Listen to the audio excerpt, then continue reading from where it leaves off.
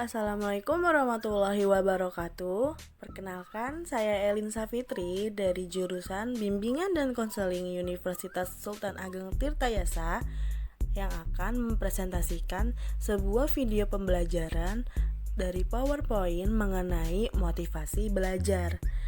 Nah, motivasi belajar itu perlu banget ya untuk kita semangat terus dalam belajar sampai kapanpun, apalagi di tengah pandemi seperti ini, belajar di rumah. Yuk sama-sama kita simak apa sih motivasi belajar itu. Yang pertama ada hakikat belajar. Belajar itu apa ya? Ada yang tahu apa itu belajar? Kita akan membahas dulu apa sih belajar. Hakikat belajar merupakan perubahan perilaku yang terjadi secara sadar ke arah positif baik dari aspek kognitif, afektif, dan psikomotorik. Nah, kognitif itu kemampuan yang berkenaan dengan pengetahuan, penalaran, atau pikiran yang terdiri dari analisis dan sintesis. Lalu ada afektif, yaitu kemampuan yang mengutamakan perasaan, emosi, dan reaksi-reaksi yang berbeda dengan penalaran yang terdiri dari kategori penerimaan, partisipasi, penilaian sikap, organisasi, dan pembentukan pola hidup.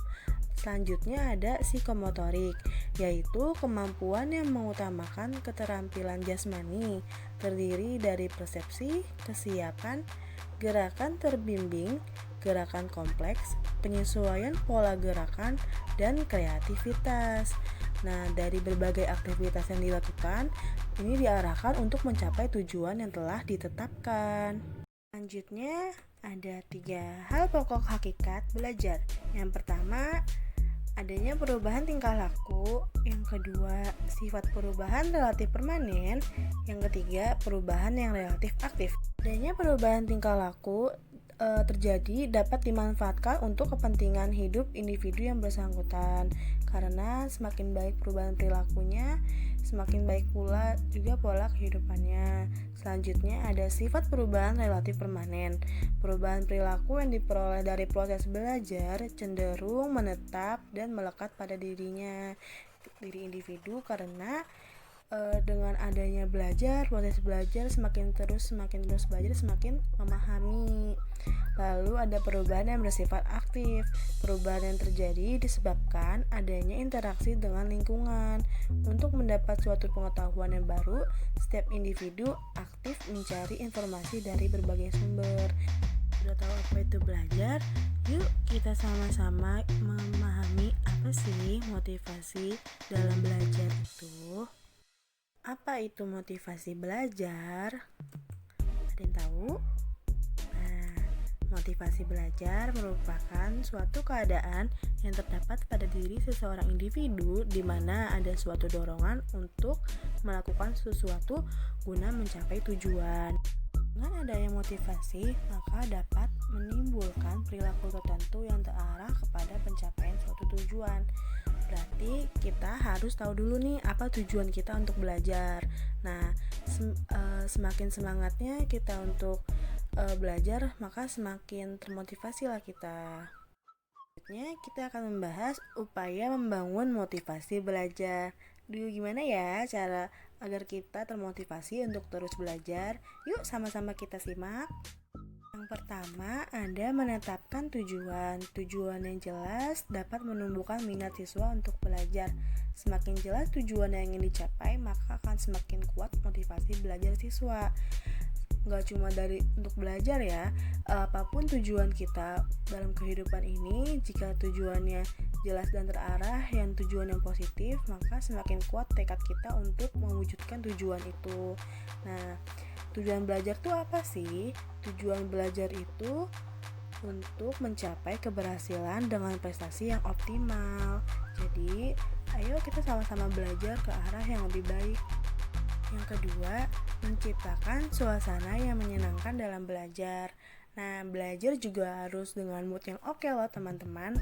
Jadi, kita harus membangun perasaan dan pikiran kita relax dulu, enjoy, baru deh kita bisa semangat dalam belajar. Boleh juga kita menambahkan pilihan-pilihan musik favorit yang kita sukai. Nah, dengan adanya musik-musik yang kita sukai, maka belajar juga semakin terpacu kan semangatnya. Yang ketiga, ada belajar bersama teman-teman. Sharing is caring. Dengan adanya kita belajar bersama teman, kita dapat memberikan informasi, kita dapat memberi semangat, dan tentunya kita juga dapat menerima informasi dan menerima support dari teman-teman.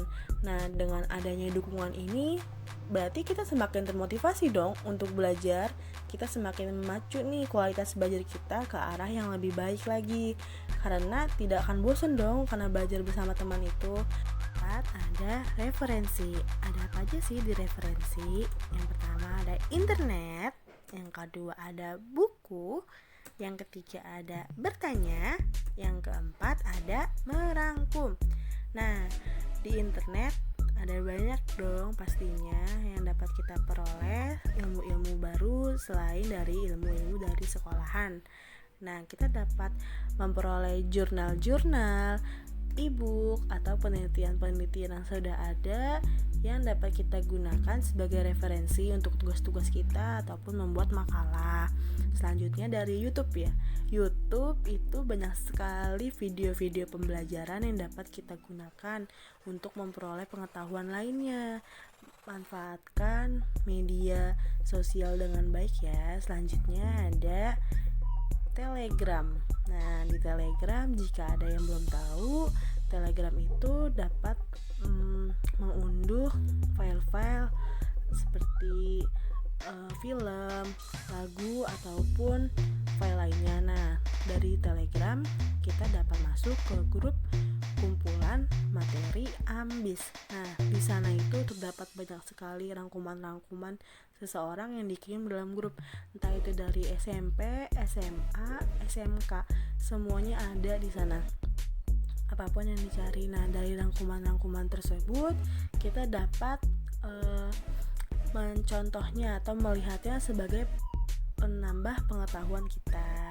Selanjutnya ada buku. Nah, buku, kita dapat memperoleh buku jika kita tidak bisa belinya, kita dapat pinjam di perpustakaan atau pinjam punya teman, atau boleh loh pinjam ke kakak tingkat. Nah, selanjutnya ada bertanya. Bertanya itu wajib loh teman-teman, karena malu bertanya sesat di jalan. Dalam belajar kita harus terus bertanya. Apa yang kita tidak tahu kita tanyakan. Bertanya kepada guru itu boleh banget, karena dengan bertanya maka akan semakin direview, diulang kembali apa yang tidak kita mengerti. Bertanya kepada teman juga bisa, karena dengan bertanya juga kita semakin menambah pengetahuan. Apalagi jika bertanya bersama teman ya, nanti dijawabnya sesuai dengan bahasa kita sendiri. Lalu yang terakhir ada merangkum. Nah, merangkum catatan dengan baik dan kreatif dapat menumbuhkan semangat kita untuk semakin belajar, karena kita menulis rangkumannya dengan kreatif nih. Kita nanti membacanya lagi, wah bagus banget nih, jadi semakin terpacu deh untuk belajar.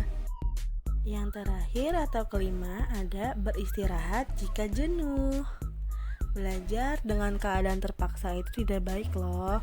Kamu boleh melepas kejenuhan dengan bermain game sebentar atau melakukan hal yang menyenangkan lainnya.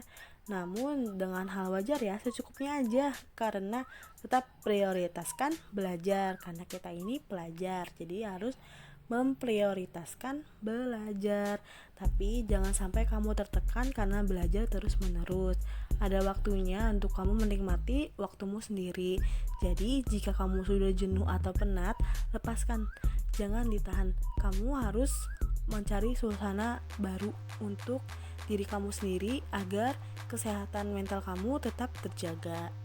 Kita istirahat dulu, lalu sama-sama deh kita kembali lagi semangat untuk belajar demi masa depan yang lebih baik. Jadi ada 5 upaya untuk meningkatkan motivasi belajar. Nah, ayo kita semangat belajar. Karena tujuan hidup kita memang bukan hanya tentang belajar dan belajar. Tapi jika belajar saja kita tidak bisa beroleh, maka apa yang akan kita capai? Jadi jangan pernah putus semangat untuk belajar ya. Itu tadi merupakan materi dari motivasi belajar. Yuk sama-sama kita semangat belajar lagi untuk mencapai cita-cita yang diinginkan, untuk mencapai masa depan yang lebih baik dengan adanya belajar. Terima kasih ya kawan-kawan sudah mendengarkan dan memahami serta menyimak apa yang telah disampaikan dari video pembelajaran ini. Jika ada yang ingin ditanyakan, bolehlah teman-teman menghubungi saya. Terima kasih, dadah. Wassalamualaikum warahmatullahi wabarakatuh.